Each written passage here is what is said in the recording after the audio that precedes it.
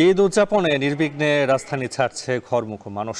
গাজীপুরের চান্দনা চৌরাস্তা থেকে এই বিষয়ে জানাতে যুক্ত হচ্ছেন ইফতেখার রায়হান। ইফতেখার, ঈদ যাত্রায় বিকেলে মহাসড়কের চিত্র কেমন দেখছেন আমাদের জানাবেন।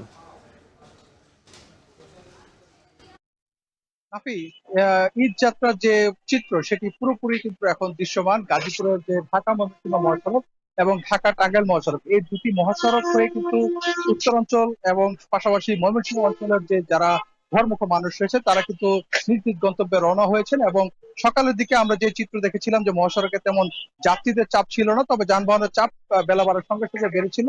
সেই চাপ কিন্তু এখন কিন্তু কয়েক গুণ বেড়েছে। এবং এই বিকেলের দিকে আমরা দেখতে পেয়েছি যে আহ, বাস কাউন্টার গুলো পাশাপাশি যে বাস স্টপেজ গুলো রয়েছে সেখানে কিন্তু ঘরমুখো মানুষের যে উপস্থিতি সেটি কিন্তু ক্রমে কিন্তু বাড়ছে। এবং এটির কারণ হচ্ছে মূলত গাজীপুর যেহেতু শিল্প এলাকায়, এবং এই শিল্প এলাকায় দেশের বিভিন্ন এলাকার মানুষজন কিন্তু এখানে কিন্তু কর্মসংস্থানের জন্য এই এলাকাতে থাকেন, এবং তারা কিন্তু এই ঈদের সময় বাড়ি ফিরবেন। এবং এই বাড়ি ফেরার সময় কিন্তু এই ঢাকা ময়মনসিংহ মহাসড়ক হয়ে তারা নিজ নিজ গন্তব্যে ফিরছেন। এবং আমরা দেখেছিলাম যে আজকে দুপুরের পর থেকে অনেক কারখানাগুলো, শিল্প কারখানা ছুটি হয়েছে, পাশাপাশি বিকেলের পর অর্থাৎ সন্ধ্যার সময় কিন্তু অনেক কারখানা ছুটি হবে এবং ধাপে ধাপে ছুটি হচ্ছে। এই কারণে কিন্তু ধাপে ধাপে কিন্তু যারা কর্মজীবী যারা মানুষ রয়েছে তারা কিন্তু ঘরে ফিরছেন। এবং তাদের যে ঘর যা ঈদ যাত্রা সেটি নির্বিঘ্ন করতে আইন শৃঙ্খলা বাহিনীর পক্ষ থেকে কিন্তু সব ধরনের প্রস্তুতি সম্পন্ন করা হয়েছে। বিশেষ করে কিছুক্ষণ আগে আমাদের সাথে গাজীপুর মেট্রোপলিটন পুলিশ কমিশনার তিনি সাংবাদিকদের ব্রিফিং করেছেন এবং তিনি বলেছেন যে পুরো মহাসড়কে যেন ঈদ যাত্রা নির্বিঘ্ন হয় সে ধরনের সব ধরনের প্রস্তুতি তাদের রয়েছে।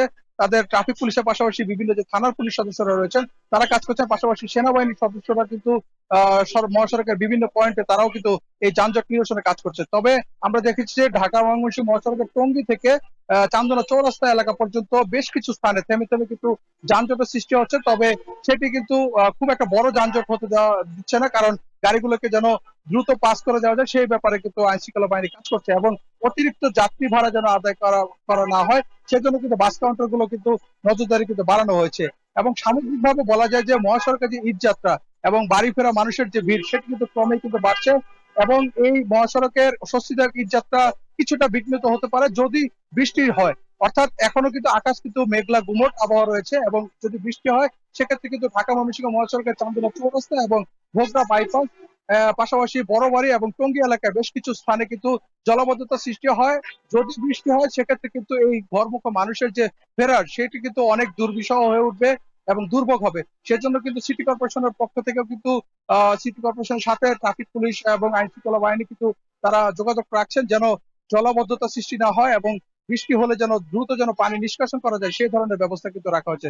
সবকিছু মিলিয়ে ঈদ যাত্রা নির্বিঘ্ন করতে ঢাকা ময়মনসিংহ মহাসড়কে হয়ে যারা ঘরে ফিরবেন তাদের ঈদ যাত্রা নির্বিঘ্ন করতে সব ধরনের প্রস্তুতি নেওয়া হয়েছে এবং মহাসড়কে ক্রমেই যানবাহন এবং যাত্রী চাপ বাড়ছে। তো এই ছিল আমার কাছে ঢাকা ময়মনসিংহ মহাসড়কের ঈদ যাত্রা সবশেষ। নাফি।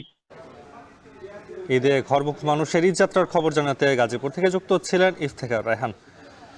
যাত্রীদের ঈদ যাত্রা নির্বিঘ্ন করতে ও যাত্রী হয়রানি বন্ধে সিলেট বাস টার্মিনাল এলাকায় অভিযান পরিচালনা করছে বিআরটিএ। দুপুরে কদমতলী বাস টার্মিনাল এলাকায় এই অভিযান পরিচালিত হয়। এ সময় যাত্রীদের কাছ থেকে অতিরিক্ত ভাড়া আদায় ও ফিটনেসবিহীন গাড়ির খতিয়ে